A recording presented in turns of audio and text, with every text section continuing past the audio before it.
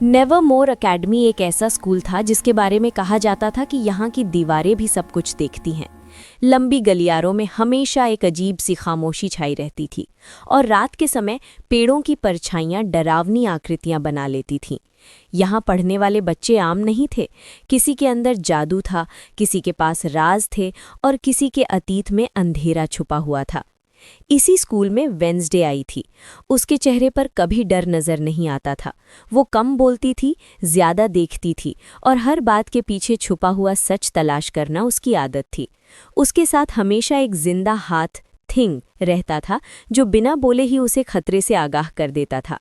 शुरुआती दिन शांति से गुजरे, लेकिन फिर स्कूल में अजीबोगरीब घटनाएं होने लगीं।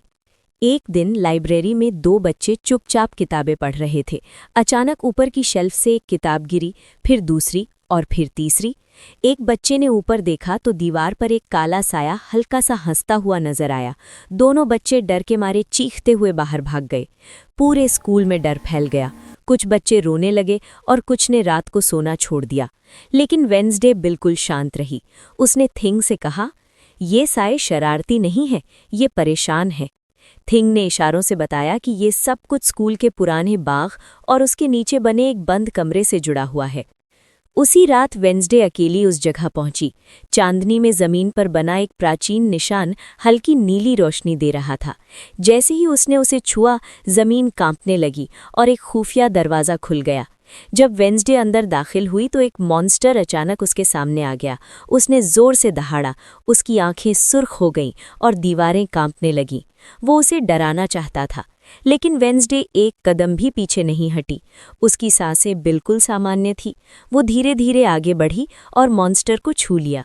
वो स्पर्श डर का नहीं था, वो सुकून का था। मॉन्स्टर रुक गया। उसकी आंखों में गुस्सा कम होने लगा। वो हैरानी से बोला, तुम मुझसे नहीं डरी?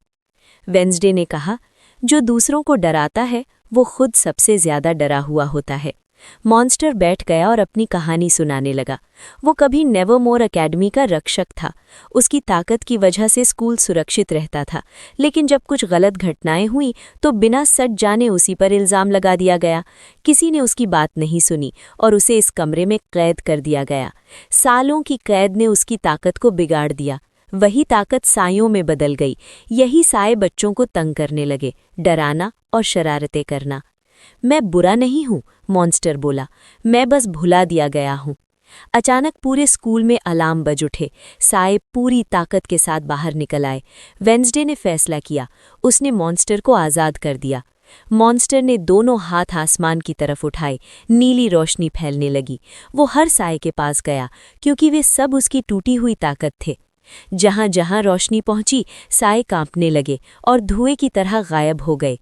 थिंग ने सारे दरवाजे बंद कर दिए ताकि कोई भी साया बच्चों तक न पहुंच सके। वेंसडे ने एक प्राचीन किताब से मंत्र पढ़ा जो सायों और दर्द के बीच का रिश्ता तोड़ देता था। धीरे धीरे सारे साए खत्म हो गए। लाइब्रेरी, गलियारे और क्लासरूम सब सुरक्षित हो गए। सुबह नेवर मोर अकेडमी फिर से शांत था। प्रिंसिपल ने वेंसडे से पूछा, तुमने स्कूल को कैसे बचाया? वेंसडे ने बिल्कुल शांत लहजे में जवाब दिया, मैंने सिर्फ सच को सामने लाया है। मॉन्स्टर मुस्कुराया और रोशनी में बदलकर हमेशा के लिए चला गया। उसका काम पूरा हो चुका था।